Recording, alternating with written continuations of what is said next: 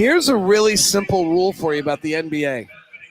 If you're on the wrong side of a 23-0 run, it's going to be super hard to come back and win.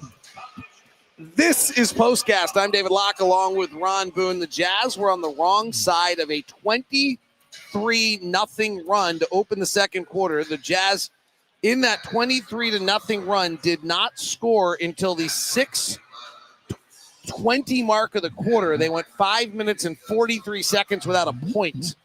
That is an eighth of a basketball game. That is not going to work for you.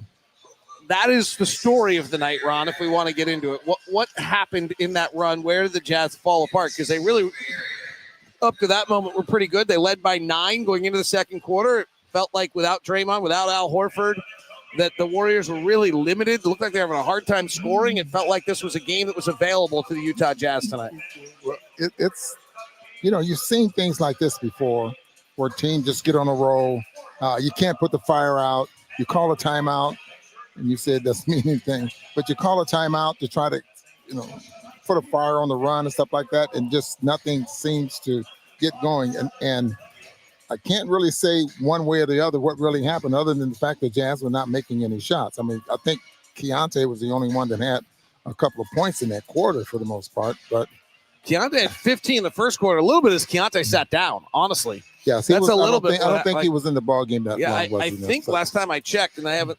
You have the final box. I think Keyonte was a positive in the plus minus pretty late in the game tonight when the team was down by 20, which is fairly remarkable. Key finished tonight +1 on a game which the Jazz lost by 17. Key was not on the floor for that stretch, and maybe that's the problem, Ron. Maybe this team, as much as we're Lauri dependent, maybe we've become equally as Keyonte dependent. Yeah, that's a great point. And he does play more minutes than anyone in that first quarter because Lauri's playing, 3 stints? Yeah. Key plays 12 and then comes back for 6, ideally. Lauri plays 6, sits for 4, comes back for 6, sits for 4, and comes back for 6. Yeah. Well, I'm disappointed because the Warriors are shorthanded. Yep. And the fact that the Jazz I just think if you look at the personnel, Jazz should have been able to win this basketball game. I agree. Yeah.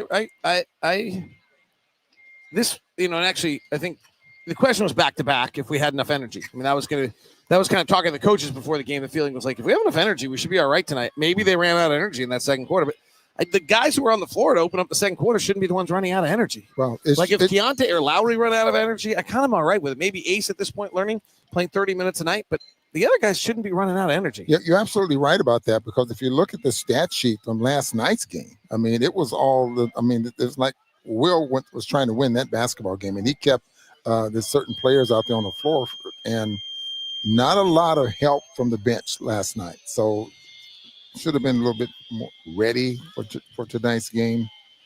I don't know, David. It's hard to win in this league, and sometimes you just don't realize why. And frankly, there wasn't a lot of expectation on this team to win a lot of games this year, and we did not play a very difficult schedule to open the year. We played a bunch of teams that were not very good, and you and I talked about it, I think, and Bowler and I ran the 82-game schedule the other night on the bus, trying to figure it out. So, I mean, we've all looked at this, and the schedule just got way more difficult, and we started playing better teams, and we're not matching up with the better teams very well.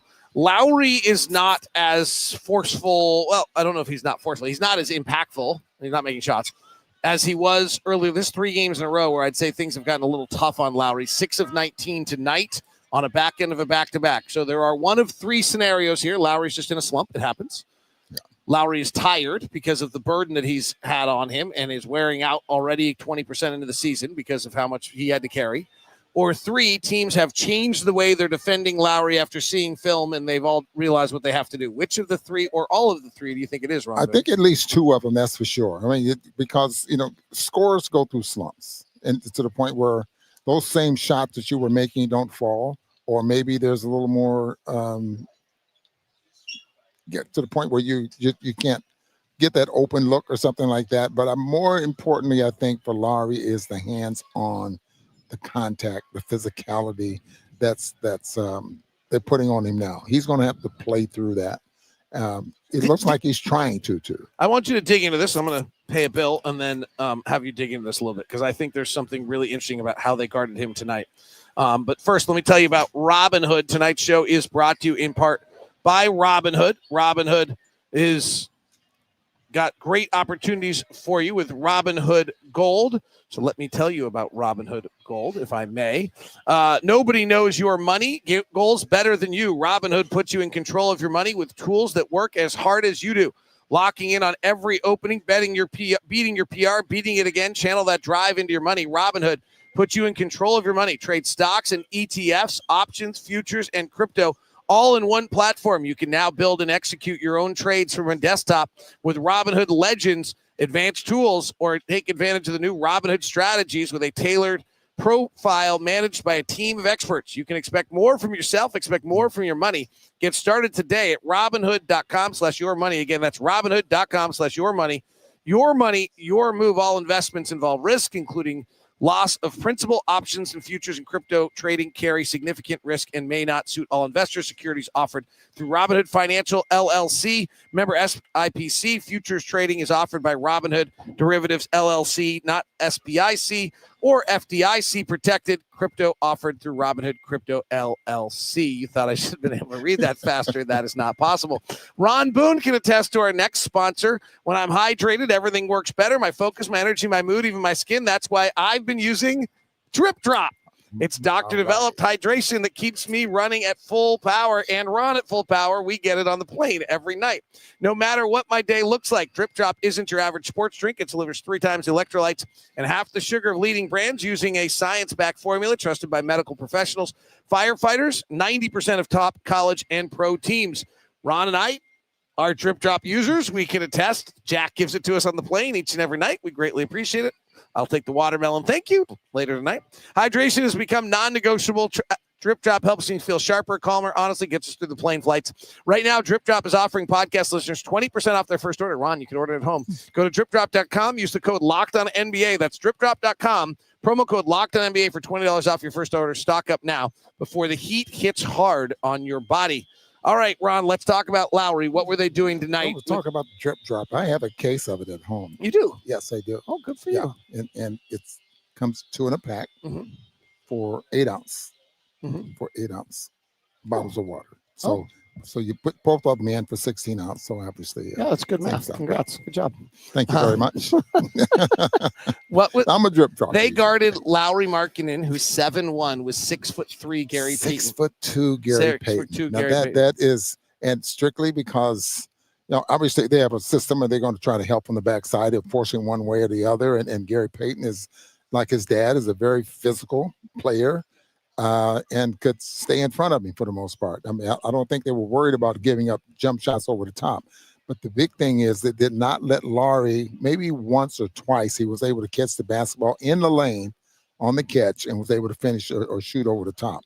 So the way they're playing him now, David, is they've just got hands all over him and stuff like that. And boy, I know he's going to have to learn how to play through that. I mean, what's the problem Lauri has in his game is that, and we're seeing Key be able to score consistently, is he's just not a ball handler. This is a league made for ball handlers.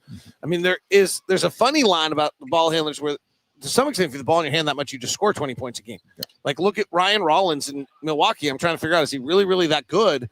Or is he scoring just 20 points a night because he's got the ball in his hands and Giannis is out, and so he scores 20 points a night? Like, there's a level where, like, the lead ball handlers on every team right now score 20 points a game. Yeah, it's getting to the point where if you don't have that, well, trying to think real quickly, a 7-footer that plays with the ball in his hands and there's if you don't have Jokic or Embiid, and then you're right. Right. So, but we'll see.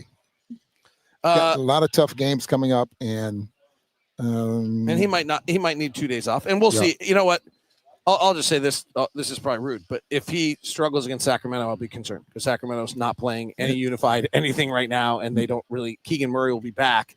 Maybe he's the guy who can do it, but I'm not sure they have a lot of guys. And Sacramento's our next ball game. Right. Yeah. Key and Ace probably are going to be your 2 Jazz notes tonight, I'm guessing. Yeah. So I want to just jump in on what you saw to the 2 of them. Well, and that's definitely right. Those, and we're going to be the keynotes, and you can see just phases of Bailey doing, and you pointed out a couple of really nice passes he made off the dribble. I mean, timely. It's not like, okay, I got to get rid of the ball. I mean, those are timely passes within, the floor of the game. But very impressed with that. Shot selection's been good, and I think he runs the floor well. Obviously we've talked about this before. Defense has got to pick up. I mean, he looks at the coach and say, "Hey, my fault." Say, "Okay, I saw that." You don't need to tell me. I know you. But the good thing is he realized it was his fault, and so that maybe the next time he'll try to correct something like that. And then Keyonte, I mean, he just speaks for himself. He's just having a great season.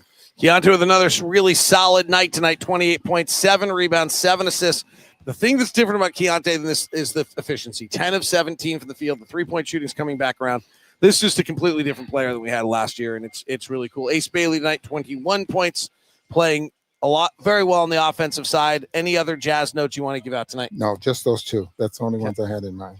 Kyle Anderson got a lot of time with everybody out, played 24 minutes, did score 12 points, 6 rebounds, and 6 assists. One note on the Jazz tonight, interestingly, they had a season-high 7 block shots, and not until Walter Clayton Jr. got his second block shot did anyone have more than one. They finished with 8 block shots on that. Happy Thanksgiving to y'all. We'll be back Friday. I'll try to do a show for you tomorrow here on Locked on Jazz. Thanks so much for tuning in. Thanks so much for being a part of the program. We'll see you Friday as the Jazz get ready for after Sacramento. I will see you before then with Locked on Jazz. Have a good one. Happy Thanksgiving if we don't chat between now and then.